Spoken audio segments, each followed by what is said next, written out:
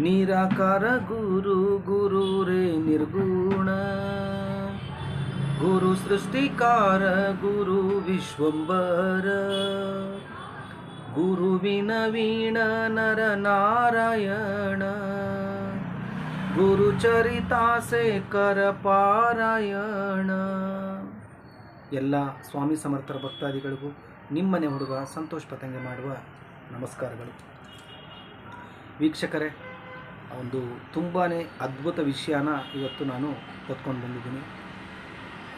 ಏನಪ್ಪ ಅಂತಂದರೆ, ಒಂದು ಕಾರ್ಯ ಅಥವಾ ಒಂದು ದೈವಿಯ ಕೆಲಸ ನಾವು ಮಾಡ್ತೀವಿ ಅನ್ನೋದು ಮುಖ್ಯ ಅಲ್ಲ, ನಮ್ಮನ್ನು ಈ ಕೆಲಸಕ್ಕೆ ಆರಿಸ್ಕೊಂಡು ನಮ್ಮ ಕೈಯಿಂದ ಈ ಕೆಲಸನ ಮಾಡಿಸ್ತಾ ಇರ್ತಕ್ಕಂಥ ಆ ದತ್ತಾತ್ರೇಯ ಮಹಾಪ್ರಭುವಿಗೆ ಕೋಟಿ ಕೋಟಿ ಪ್ರಣಾಮಗಳು. ಇಷ್ಟೊಂದು ಯಾಕೆ ಡೀಟೇಲ್ಸ್ ಕೊಡ್ತಾ ಇದ್ದೀನಿ ಅಂತಂದರೆ, ಒಂದು ಪ್ರಾರ್ಥನಾ ಮಂದಿರ ಕಟ್ಟಿಸಿ ಅಲ್ಲಿ ದತ್ತ ಮಹಾರಾಜರನ್ನ ಪ್ರತಿಷ್ಠಾಪನೆ ಮಾಡೋದು ನಾವು ನೀವು ಅಂದ್ಕೊಂಡಷ್ಟು ಸುಲಭ ಅಲ್ಲ. ಮಹಾರಾಜರ ಮನಸ್ಸು ಮಾಡಿದ್ರೆ ಆ ಕ್ಷಣಕ್ಕೆ ಆ ಕೆಲಸ ಆಗೋಗ್ಬಿಡುತ್ತೆ. ಈ ಕಾನ್ಸೆಪ್ಟ್ ಬಂದ್ಬಿಟ್ಟು, ನಾನು ಮೊನ್ನೆ ಬೀದರ್ಗೆ ಹೋಗಿದ್ದೆ. ಬೀದರ್ಗೆ ಹೋದಾಗ ದತ್ತಾತ್ರೇಯ ಮಹಾರಾಜರ ದೇವಸ್ಥಾನಕ್ಕೆ ನಾನು ಬೀದರಲ್ಲಿ ಹೋದೆ. ಅಲ್ಲಿ ಒಂದು ಅದ್ಭುತ ನಾನು ಕಂಡಿರ್ತಕ್ಕಂಥದ್ದು ಏನು ಅಂತಂದರೆ, ದತ್ತಾತ್ರೇಯ ಮಹಾರಾಜರ ವಿಗ್ರಹದ ಕೆಳಗಡೆ ಬಾಣಲಿಂಗ ಅಂತ ಒಂದು ಲಿಂಗ ಇದೆ. ಅದಕ್ಕೆ ಒಂದು ಕೂದಲೆಳೆ ಕೂಡ ಉಳಿಯ ಸ್ಪರ್ಶ ಆಗಿಲ್ಲ. ಅದು ಸ್ವಯಂಭೂ ಲಿಂಗನೂ ಅನ್ಬೋದು, ಅದು ಬಾಣಲಿಂಗ ಅಂತ ಅದಕ್ಕೆ ಕರೀತಾರೆ. ಅದು ಒಂದು ವಿಶೇಷವಾಗಿ ಒಂದು ನದಿಯ ದಂಡೆಯಲ್ಲಿ, ಅಂದರೆ ನರ್ಮದಾ ನದಿಯ ದಂಡೆಯಲ್ಲಿ ಸಿಗುವಂತಹ ಲಿಂಗ. ಸೊ ಆ ಕ್ಷಣಕ್ಕೆ ಅಲ್ಲಿ ನಾನು ಒಂದು 10 ನಿಮಿಷ ಕೂತ್ಕೊಂಡು ಜಪ ಮಾಡ್ತೀನಿ. ಸೊ ಅಲ್ಲಿ ಅನಿಸುತ್ತೆ ತುಂಬ ವಿಶೇಷವಾಗಿರ್ತಕ್ಕಂಥ ಶಕ್ತಿ ಇದೆ ಅಂತ. ಬಟ್ ನಮಗಲ್ಲಿ ಗೊತ್ತಿರಲಿಲ್ಲ ಮುಂದೆ ಒಂದು ಏನೋ ಅದ್ಭುತ ನಡೆಯೋದಿದೆ ಅಂಥೇಳಿ. ನಿನ್ನೆ ಅಂದರೆ 19/11/2025 ಬೆಳಗಿನ ಜಾವ ನಾನು ಹೋಮ ಹಾಕ್ತಾಯಿದ್ದೆ. ಹೋಮ ಕೂತ್ಕೊಂಡಾಗ ಆ ಈಶ್ವರಲಿಂಗ ಕಣ್ಮುಂದೆ ಬಂದಂಗೆ ಆಯಿತು. ಆಯಿತು, ಓಕೆ, ನೋ ಪ್ರಾಬ್ಲಮ್. ಅದಾದ ಮೇಲೆ ನಾನು ಪಾರಾಯಣ ಮಾಡ್ತಾಯಿದ್ದೆ.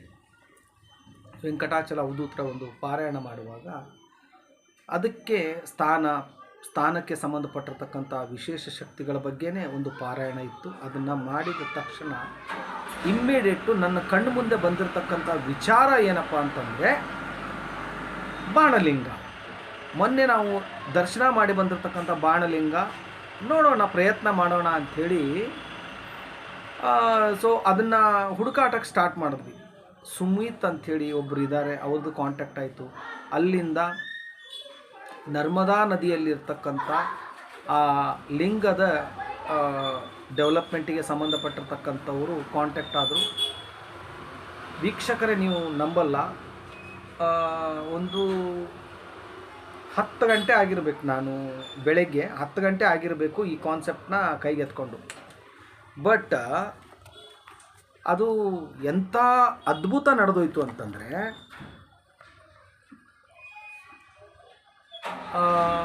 10 ಗಂಟೆಗೆ ನಾನು ಅವ್ರ ಜೊತೆ ಮಾತಾಡಿದ್ದೀನಿ. 10 ಗಂಟೆಗೆ ಅವ್ರ ಜೊತೆ ಮಾತಾಡಿದ್ರೆ ಸಾಯಂಕಾಲ 5 ಗಂಟೆಗೆ ಅವರು ಆ ಲಿಂಗವನ್ನು ಪ್ಯಾಕ್ ಮಾಡಿದ್ದಾರೆ. 42 ಲಿಂಗಗಳ ಫೋಟೋನ ಕಳಿಸಿದ್ರು. ಅದಕ್ಕೆ ನಮಗೆ ಸಿಲೆಕ್ಷನ್ ಆಗಿರ್ತಕ್ಕಂಥ ಆ ಒಂದು ಲಿಂಗ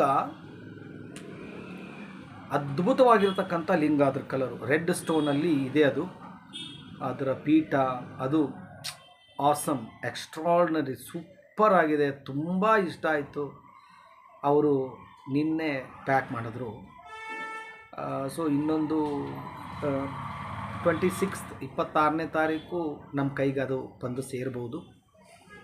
ನೋಡಿ, 27ನೇ ತಾರೀಕು ನಮ್ಮ ಮನೆಯಿಂದ ಎಲ್ಲ ವಿಗ್ರಹಗಳು ನನ್ನ ತಂದೆಯ ಸ್ವರೂಪಿಯಾಗಿರ್ತಕ್ಕಂಥ ಸುಬ್ರಾಯ ಶಾಸ್ತ್ರಿಗಳ ಮನೆಗೆ ಎಲ್ಲ ವಿಗ್ರಹಗಳು ಇಲ್ಲಿಂದ ಹೋಗ್ತವೆ. 26ನೇ ತಾರೀಕಿಗೆ ಆ ಒಂದು ಬಾಣಲಿಂಗ ನಮ್ಮ ಮನೆ ಬಂದು ಸೇರುತ್ತೆ. ಏನು ಹೇಳ್ಬೋದು ಹೇಳಿ ಇದಕ್ಕೆ ನೋಡೋಣ. ಇದು ಕಾಕತಾಳಿ ಅಂತೂ ಅಲ್ಲ. ಒಂದು ದೈವಿ ಕಾರ್ಯ ಮಾಡಬೇಕು ಅಂತಂದರೆ ಏನೋಪ್ಪ ನನಗೆ ಅದು ಏನು ಹೇಳೋದು ಒಂದು ಗೊತ್ತಾಗಲ್ಲ. ಬಟ್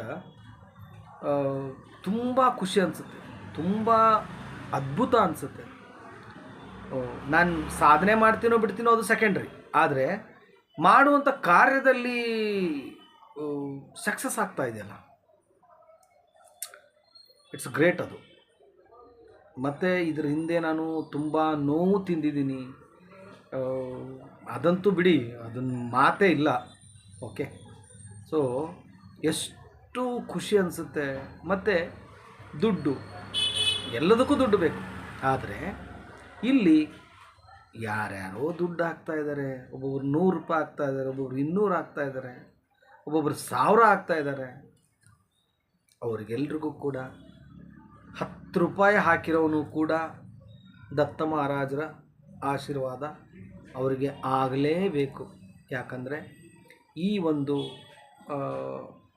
ಪ್ರಾರ್ಥನಾ ಮಂದಿರ ಒಂದು ಕ್ಷೇತ್ರವಾಗಬೇಕು. ದತ್ತ ಮಹಾರಾಜರ ಒಂದು ಆ ಜಾಗದಲ್ಲಿ ಆ ಮಹಾರಾಜರು ಆಸೀನರಾಗಿ ಬಂದ ಭಕ್ತಾದಿಗಳ ಕಣ್ಣೀರು ಒರೆಸುವಂಥ ಕೆಲಸ ಆ ಒಂದು ಕ್ಷೇತ್ರದಲ್ಲಿ